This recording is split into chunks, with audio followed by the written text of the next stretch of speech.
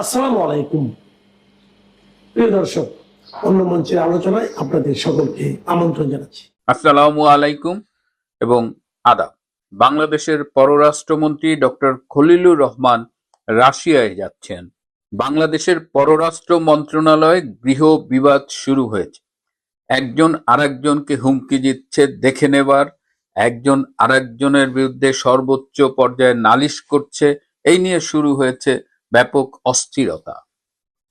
যে আমাদের পররাষ্ট্র মন্ত্রণালয়ে ব্যাপক গৃহ বিবাদ চলছে। সম্প্রতি গত ২রা জুন মঙ্গলবার কলকাতার ধর্মতলার ঝর্ণা মঞ্চে সদ্য সাবেক মুখ্যমন্ত্রী মমতা ব্যানার্জি একটি মন্তব্য করেছিলেন হাদি হত্যা নিয়ে, এবং তিনি তার দেশের স্বরাষ্ট্রমন্ত্রী অমিত শাহকে উদ্দেশ্য করে হাদির নাম মেনশন না করে বলেছিলেন, কাকে দিয়ে খুন করিয়েছেন আমি সব জানি, তার হৃদয়ে অনেক কথা জমা আছে, অনেক তথ্য জমা আছে, এসব বলে তিনি মোটামুটি যেটা মিন করেছিলেন, যেটা খুব সহজে সবাই বোঝে, যে হাদি হত্যায় অমিত শাহ জড়িত, এরকম একটা কথা তিনি আমাদের বুঝিয়েছেন। তো পরের দিন বুধবার এই বিষয়টি নিয়ে বাংলাদেশের পররাষ্ট্র প্রতিমন্ত্রী শামা ওবায়দকে সাংবাদিকরা জিজ্ঞেস করেছিলেন যে তার এ ব্যাপারে মন্তব্য কি। শামা ওবায়দ এর উত্তরে বলেছিলেন যে একটি দেশের পরাজিত একজন প্রার্থীর মন্তব্যকে বাংলাদেশের আমলে নেবার কোনো সুযোগ নেই, এবং বাংলাদেশ এই বিষয়টা নিয়ে আসলে কোনো কথা বলছে না বা ভাবছে না। তার চেয়ে বাংলাদেশের কাছে অনেক গুরুত্বপূর্ণ হলো যে ভারতে হাদি হত্যার অভিযোগে যারা গ্রেপ্তার হয়েছে তাদের বাংলাদেশে ফিরিয়ে এনে বিচারের মুখোমুখি করা। এখানেই কিন্তু ব্যাপারটা থেমে যায়নি। বাংলাদেশের পররাষ্ট্র উপদেষ্টা হুমায়ুন কবির শামা ওবায়দকে রীতিমতো চার্জ করে বলেছেন যে তাকে কে বলেছে এরকম কথা বলবার জন্য, এবং এতে শামা ওবায়দ খুব ক্ষুব্ধ হয়েছেন এবং তিনি বলেছেন যে তিনি সরকারের উপরের মহলের সাথে আলাপ করেই এই কথা বলেছেন। এই নিয়ে দুজনের মধ্যে ব্যাপক কথা কাটাকাটি, এ ওকে দেখে নিবে, এ লন্ডন থেকে এসেছে, ও মানে এটা নিয়ে এটা পররাষ্ট্র মন্ত্রণালয়ের যে রীতিনীতি তার মধ্যে আর থাকেনি। এর ফলে হুমায়ুন কবির গিয়ে নালিশ দিয়েছে পররাষ্ট্রমন্ত্রী ডক্টর খলিলুর রহমানের কাছে। ডক্টর খলিলুর রহমান বলেছেন যে আমি এখানে এসেছি কাজ করতে, আমাকে কাজ করতে দিন, আমি এই সবের মধ্যে জড়াতে রাজি নই। তখন দুজনেই গিয়েছেন প্রধানমন্ত্রীর কাছে। গতকাল তুরস্কের ভিজিটিং ফরেন মিনিস্টারের সম্মানার্থে একটি ডিনার ছিল, সেখানে তারা প্রধানমন্ত্রীকে পেয়েছেন এবং দুজনই প্রধানমন্ত্রীর কাছে আরেকজনের বিরুদ্ধে অভিযোগ করেছেন, নালিশ করেছেন। প্রধানমন্ত্রী শুনে বলেছেন আপনারা যে যার কাজ করুন, ঐক্যবদ্ধ থেকে কাজ করুন। তো এটা নিয়ে পররাষ্ট্র মন্ত্রণালয়ে ব্যাপক একটা অস্থিরতা চলছে, এবং এটা এই ঘটনা হয়তো আউটবাস্ট হয়েছে, কিন্তু নতুন কিছু নয়। এই হুমায়ুন কবিরের উপদ্রবে পুরো পররাষ্ট্র মন্ত্রণালয় কিন্তু ব্যাপকভাবে ক্ষুব্ধ, এবং যদি আমি ভুল না জানি তাহলে পররাষ্ট্র মন্ত্রী স্বয়ং এই পররাষ্ট্র উপদেষ্টার উপরে সন্তুষ্ট নয়। এই যখন পররাষ্ট্র মন্ত্রণালয়ের অবস্থা, তখন অনেকটা আকস্মিকভাবে এই রাশিয়া সফরে ২-১ দিনের মধ্যে যাচ্ছেন পররাষ্ট্রমন্ত্রী ডক্টর খলিলুর রহমান। হঠাৎ কেন তিনি রাশিয়ায় যাচ্ছেন?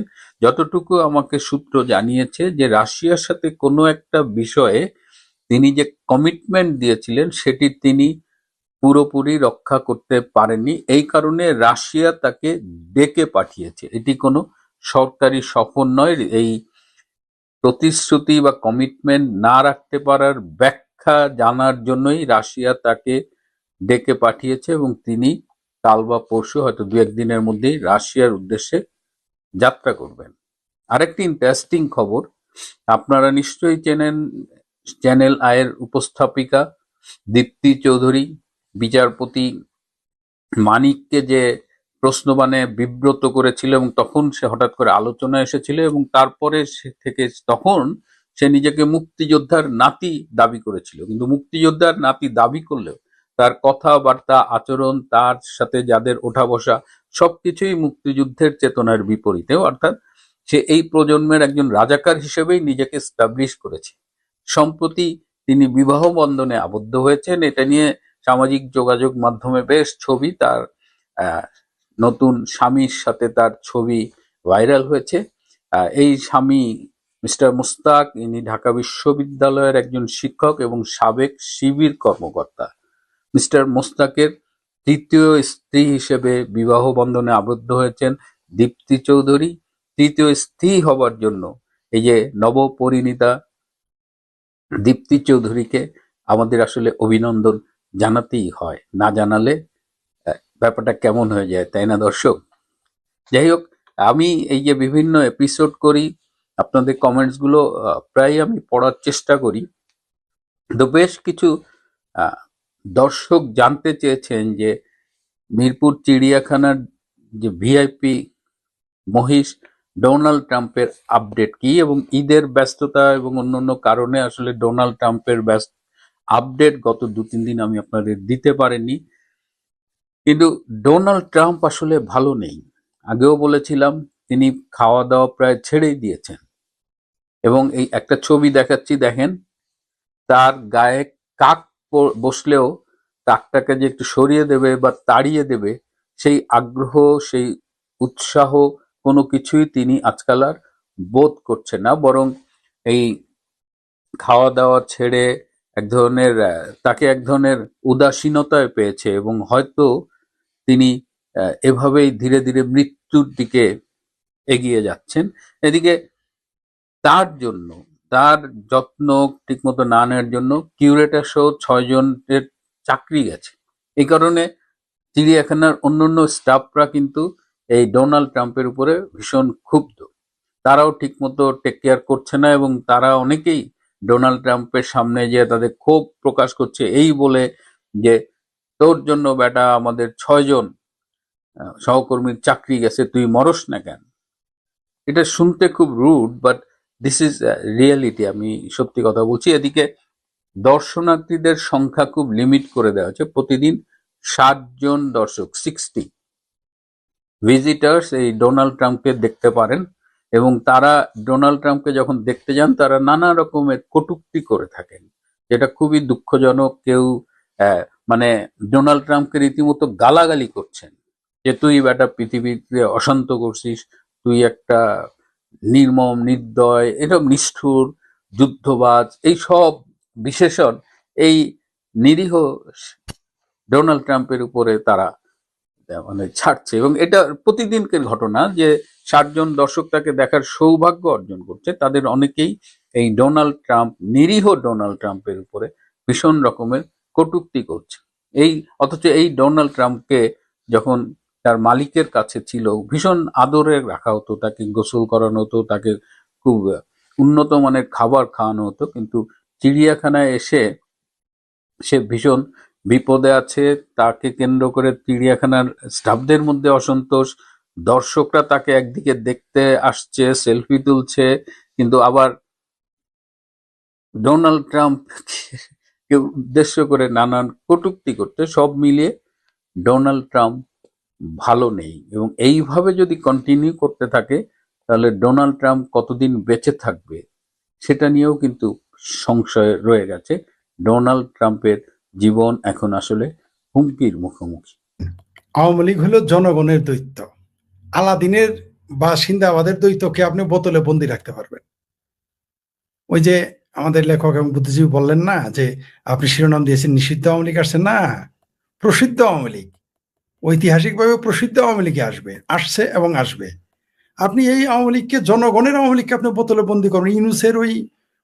ইউনুসের ওই ফরমান, আর সেই ফরমানের উপরে মোহর মারা বিএনপির কথায় কি বাংলাদেশ আওয়ামী লীগ নিষিদ্ধ হয়ে যাবে?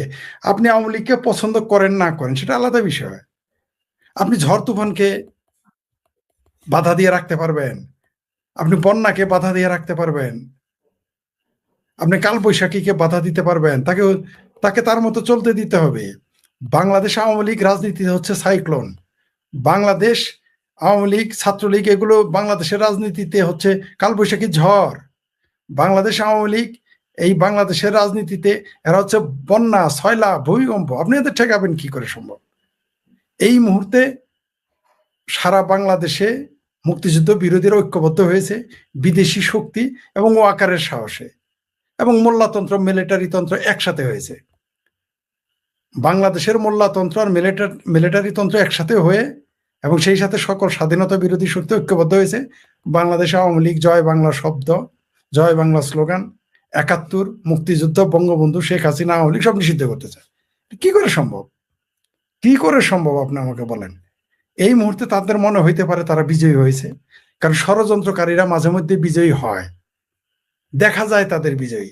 আসলে কি ষড়যন্ত্রকারীরা কখনো বিজয়ী হতে পেরেছে? তারা পিছিয়ে দিয়েছে একটা জাতিকে, একটা দেশকে, একটি সম্প্রদায়কে ষড়যন্ত্রের মাধ্যমে পিছিয়ে দিতে পারে, কিন্তু ধ্বংস করে দিতে পারবে না। তো বাংলাদেশ আওয়ামী লীগ গণমানুষের দল।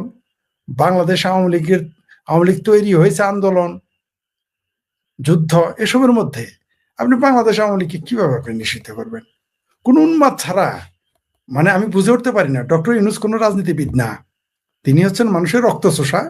তো আবার কোন রক্তচোষা? গরিব মানুষের রক্তচোষা প্রাণী। তিনি সেটা ভালো বোঝেন, তিনি রাজনীতি বোঝেন না, তার জন্য আওয়ামী লীগ নিষিদ্ধ করেছে। তিনি আওয়ামী লীগ নিষিদ্ধ করেছেন এই দেশের বন্দরটা অন্য একটা দেশকে দেওয়ার জন্য। তিনি আওয়ামী লীগ নিষিদ্ধ করেছেন এই দেশের সমুদ্র সীমানা আরেকজনকে দেওয়ার জন্য, আকাশপথ একজনকে দেওয়ার জন্য, করিডোর দেওয়ার জন্য, গোলামি চুক্তি করার জন্য। তার জন্য আওয়ামী লীগকে নিষিদ্ধ করে, নইলে তো এতক্ষণ আওয়ামী লীগ মিছিল করতো। তারা জানতো যে এটা মিছিল হবে, তাই আইনের লেবাসে আওয়ামী লীগকে নিষিদ্ধ করা হয়েছে। আসলে আওয়ামী লীগ নিষিদ্ধ করে নাই, তারা এই যে তাদের বিরুদ্ধে যে প্রতিবাদ হবে সেগুলোকে নিষিদ্ধ করেছে। আর এখন যারা ক্ষমতায় আছে তাদেরকে মোটামুটি ক্ষমতার মূলাটা ঝুলাই দিছে তাদের গলায়। বাবা মূলা তুমি তো পেয়ে গেছো, এখন ক্ষমতার মূলা গজর খাইতেছে। কিন্তু পৃথিবীতে আমি বারবার বলেছি, সারা পৃথিবী থেকে সরকারি দল, বিরোধী দল এবং স্বতন্ত্র সংসদ সদস্য এই প্রথম পৃথিবীতে আসছে যারা সবাই সরকারি দলের সংসদ সদস্য, একজনও বিরোধী দলের না। এমনকি রুমিন ভারানো বিরোধী দলের না, তিনিও এই সরকারেরই অংশ। সবাই তারাই আছে। এখন কেউ প্রতিবাদ করা কেউ নেই। একটা দল ছিল, সেটা হলো আওয়ামী লীগ। তারা সংসদে থাকলেও প্রতিবাদ করতো, সংসদের বাইরে থাকলেও তারা প্রতিবাদ করতো। এই জন্য তাদের নিষিদ্ধ করা হয়েছে। আওয়ামী লীগকে নিষিদ্ধ করা হয়েছে কেন? ৭১-এর প্রতিশোধ নেওয়ার জন্য। কিন্তু আপনি এটাকে ঠেকিয়ে রাখতে পারবেন না। বাংলাদেশে আওয়ামী লীগ ফিরে আসবে বিভিন্ন কারণে। তার অন্যতম কারণ হচ্ছে মুক্তিযুদ্ধের চেতনাকে ধারণ করার জন্য বাংলাদেশ আওয়ামী লীগ লাগবে। বাংলাদেশ আওয়ামী লীগ প্রমাণ করে দিয়েছে। আগে সে দাবি করতো, কেউ বিশ্বাস করতো, কেউ করতো না। এখন সবাই বিশ্বাস করে বাংলাদেশে আওয়ামী লীগ ক্ষমতায় না থাকলে মুক্তিযুদ্ধের চেতনা, মুক্তিযুদ্ধের স্পিরিট, মুক্তিযুদ্ধ টিকে থাকবে না। সেটা প্রমাণিত। এমনকি সেই সাথে প্রমাণিত যে বাংলাদেশ আওয়ামী লীগ যদি ক্ষমতায় না থাকে, দেশে না থাকে, এদেশের অর্থনীতি, গণতন্ত্র সবই ধ্বংসের মুখে। আওয়ামী লীগের সমালোচনা আছে অনেক, কোনো সন্দেহ নাই, সেটা আমরা অস্বীকারও করছি না। আওয়ামী লীগের ভুল আছে, ত্রুটি আছে। 17 বছর 16 বছর দেশ শাসন করলে তার ভুল তো হবেই, অবশ্যই ভুল আছে। কিন্তু এই রকম আইনের যে আদালত ফাংশন করবে না, থানা ফাংশন করবে না, সেনাবাহিনী ফাংশন করবে না, অদ্ভুত ব্যাপার। সেনাবাহিনীর সামনে পাবলিককে ধরে পিটায়, পাবলিক কিছু বলে না। সেনাবাহিনীর সামনে বিল্ডিং ভাঙে, কিছু বলে না। সেনাবাহিনী নিজেরাও সব প্রণোদিত হয়ে ভাস্কর্য ভেঙে ফেলে। সেনাবাহিনীর লোক জামাতের অফিসে গিয়ে মিষ্টি খায়। সেনাবাহিনীর কমান্ডার বলে, সেনা প্রধান বলে আমিরে জামাত। এই শব্দ কারা উচ্চারণ করে? আমরা সেটা জানি, আমরা সেটা দেখেছি। সেনাবাহিনীর ভিতরে যে জামাত আছে সেটা আমরা দেখেছি। মেজর আখতারুজ্জামান ওরফে মেজর আখতারুজ্জামান মুক্তিযোদ্ধা হয়ে এখন জামাতে, আমরা বুঝতে পেরেছি। আমরা এর আগে দেখেছি কারা কি করেছে। এই বাংলাদেশকে, একটা দেশকে শুধু মোল্লা দখল করলে ধ্বংস হয়ে যাবে, তার প্রমাণ আফগানিস্তান। যদি মিলিটারি ধরে তাহলে ধ্বংস হবে, সেটা হলো পাকিস্তান। প্রমাণ আমাদের হাতের সামনে, ভিকারিস্তান বানিয়ে দিয়েছে। পাকিস্তান হচ্ছে ভিকারিস্তান, আর আফগানিস্তান হচ্ছে শিশু বিক্রি করার স্থান। আর বাংলাদেশকে মোল্লার মিলিটারি ধরেছে, তার মানে এই দেশের কি পরিণতি হবে একবার কল্পনা করা যায়? যদি বাংলাদেশ আওয়ামী লীগ না ফিরে, বা ফিরতে না দেওয়া হয়, বা ফিরতে না পারে, এই বাংলাদেশ একই সাথে ভিকারিস্তান এবং আবার ওই যে আফগানিস্তানের মতো জায়গা যদি সন্তান বিক্রি করে খেতে হয়, তাহলে বাংলাদেশে কি বিক্রি করে খেতে হবে? ভয়াবহ পরিণতি হবে আমাদের জন্য। তাই বাংলাদেশ আওয়ামী লীগ ফিরবে, বাংলাদেশের জনগণই বাংলাদেশের আওয়ামী লীগকে ফিরিয়ে আনবে। আর শেখ হাসিনা ফিরবেন, তিনি বাংলাদেশের জনগণের জন্য ফিরবেন। তাকে আসতেই হবে, কারণ তিনি বাংলাদেশকে ভালোবাসেন। আর যারা নিষিদ্ধ করেছে, আগামীতে তাদের কাগজপত্রে নিষিদ্ধ করতে হবে না। আমি বলে দিলাম, আগামীতে আওয়ামী লীগ এদের কাগজপত্রে নিষিদ্ধ করুক বা না করুক, বাংলাদেশের জনগণ এদের নিষিদ্ধ করে দিবে। আর মনে রাখবেন, যেটা জনগণ নিষিদ্ধ করে দেয় সেটা আর কোনোদিন সামনে আসে না। আদালতের বা তথাকথিত নির্দেশে যদি নিষিদ্ধ হয় সেটা ফিরে আসবে এবং ফিরে এসেছে। মাজা ভাঙা বিএনপি যদি 17 বছর পর ক্ষমতায় আসতে পারে, তো বাংলাদেশ আওয়ামী লীগ কিন্তু মাজা ভাঙা দল না। সেটা আপনারা কিছুদিনের মধ্যে দেখতে পারবেন। আমার ধারণা 3 থেকে 6 মাস বা 1 বছরের মধ্যেই ক্ষমতায় আসার সব পথ পরিষ্কার হয়ে যাবে, দৃশ্যমান হয়ে যাবে। জি, ধন্যবাদ। প্রিয় সুধী, আপনারা দেখছেন বাংলাদেশ একটি টার্মোয়েলের ভেতর দিয়ে যাচ্ছে। বাংলাদেশের মসজিদে, মাদ্রাসায়, মক্তবে এখন যেন একটা বলৎকারের উৎসব চলছে। এমন কোনো মাদ্রাসা নেই যেই মাদ্রাসার হুজুররা বলৎকারের সাথে জড়িত নেই, কিন্তু বাংলার তৌহিদি জনতা এই বলৎকারের ব্যাপারে কোনো কথা বলেন না।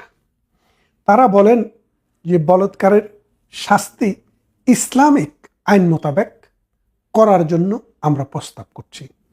অথচ আপনারা জানেন হুদুদ নামে যে পানিশমেন্টের বিধান শরিয়া আইনে রয়েছে, সেখানে বলৎকারকে বা এই ধর্ষণ বলে আমরা যেটাকে বলছি সেটাকে জেনা হিসেবে ক্লাসিফাই করা আছে। শাস্তি যদি দিতে হয়, 2টা পার্টিকেই 100 করে দৌড়া দিবেন। আর যদি নারী যদি সেটা প্রমাণ করতে ব্যর্থ হয়, তাহলে তাকে 80 দৌড়া, অর্থাৎ মিথ্যা অভিযোগ এনেছে বলে সাব্যস্ত হবে যদি 4 জন সাক্ষী নিয়ে আসা না যায়। এর কারণে যেটা হয়েছে আপনারা জানেন, পাকিস্তানে বেনাজির ভুট্টোর পিতা জুলফিকার আলী ভুট্টোকে হত্যা করে দীর্ঘদিন ধরে জিয়াউল হক নামে একজন জেনারেল ক্ষমতায় ছিলেন। তো তিনি এই ইসলামিক রিপাবলিকে সত্যিকারের ইসলামিক রূপ দেওয়ার জন্য হুদুদ অফেন্স নামে একটি অর্ডিন্যান্স করেছিলেন।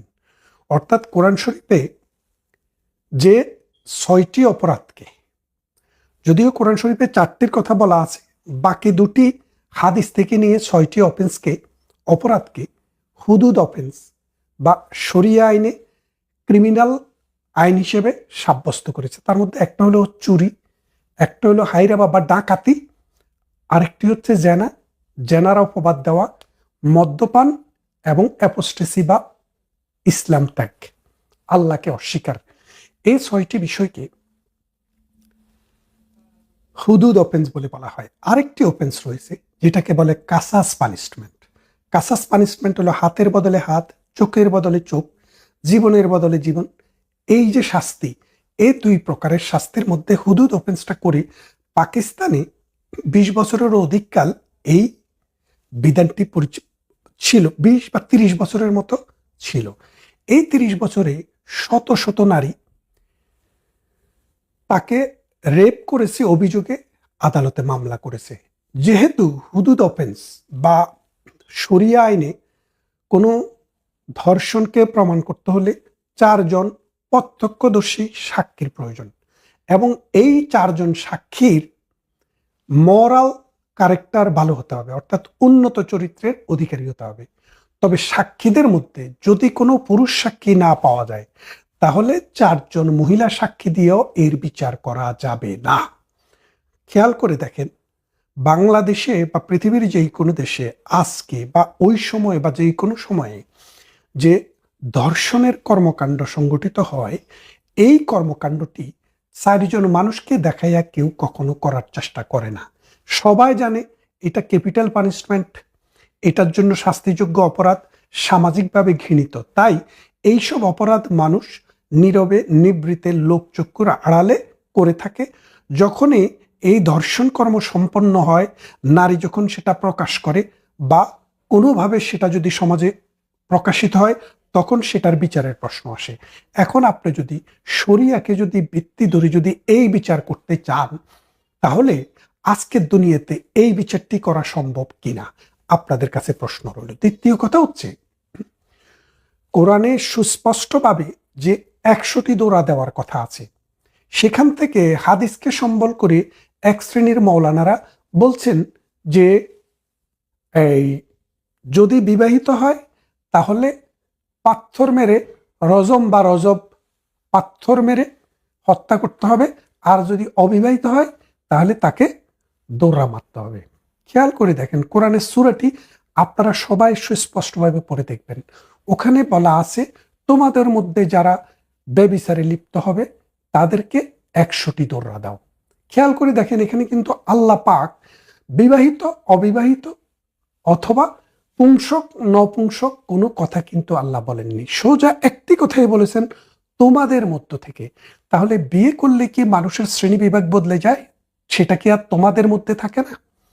খেয়াল করে দেখেন, এই যে মনে করেন আবিষ্কার, যে পাথর মারার শব্দ, এই শব্দটি 30 পারা কোরআন শরীফের কোনো জায়গায় ধর্ষণকারীদের জন্য বা জেনাকারীদের জন্য বলা হয় নাই। এখন জেনা এবং ধর্ষণ এই দুটি জিনিস কি এক? ইসলামী দৃষ্টিতে দুটি জিনিস এক। কেন এক? ওই দর্শন বলে কোনো শব্দ কোরআন শরীফে নেই, কিন্তু পৃথিবীতে আছে। এখন কোরআন শরীফ হচ্ছে একটি ধর্মীয় গ্রন্থ।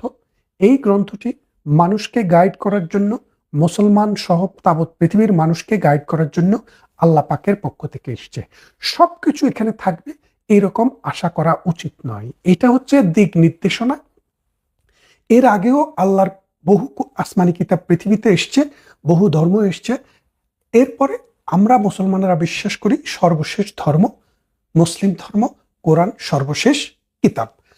এখন আপনারা যদি খেয়াল করে দেখেন, এই দর্শন আমরা যেটাকে বলছি, এই বিষয়টা আরবের ইতিহাসে আছে কিনা আপনি একটু 1400 বছর আগে, 1500 বছর আগে খোঁজ করে দেখেন।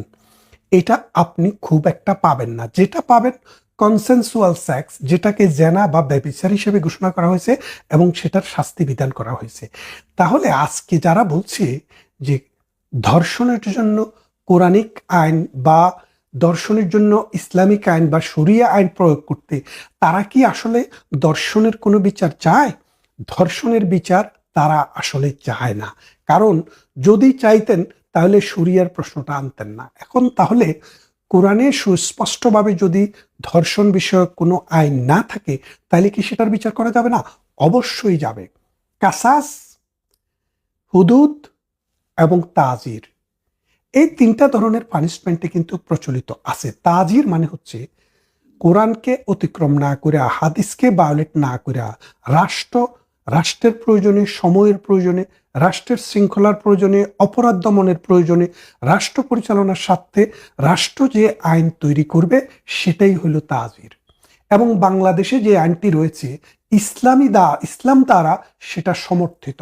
কারণ রাষ্ট্র পরিচালনার জন্য, রাষ্ট্রকে সুষ্ঠুভাবে বিধিবদ্ধভাবে পরিচালনার জন্য এবং নারীদেরকে রক্ষা করার জন্য, শিশুদেরকে বলাৎকারের হাত থেকে রক্ষা করার জন্য, মাদ্রাসায়, মুক্তবে, মসজিদে, স্কুলে অথবা কলেজে যদি কোনো শিশু, কোনো নারী যদি ধর্ষিত হয়, তার বিচার করার জন্য রাষ্ট্র 2টি আইন আছে। একটি আইন হলো যাবজ্জীবন কারাদণ্ড, আরেকটি আইন হলো মৃত্যুদণ্ড।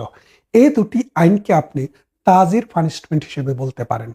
এখন মৌলানারা করলে এটা তাজির হবে, আর রাষ্ট্র পরিচালনার জন্য যদি সংসদ করে সেটা কেন তাজির হবে না? সেই জন্য বলছি যে মৌলানারা আসলে একটা বিভ্রান্তির মধ্যে আছে। বাংলাদেশের যে হুজুররা, তাদের শিক্ষাগত যোগ্যতা কম, আর শিক্ষা যদিও যে মাদ্রাসায় যেখানে পড়ে তারা কামেল পাশ করে, তাদের হুজুররাই কিছু জানে না, তারা জানবে কি করে? যার কারণে তারা ওই হিন্দি গানের প্যারোডি কইরা ইসলামী ওয়াজ করে, হিন্দি গানের প্যারোডি কইরা তারা ইসলামী ফতোয়া দেয়, তারা ইসলামী গজল করে। এই যে বৈপরীত্য, এই যে একদিকে বলছে কোরআন, মানে একদিকে বলছে গান বাজনা হারাম, আরেকদিকে তারা হিন্দি গান শুনে শুনে তালে তালে সেটাকে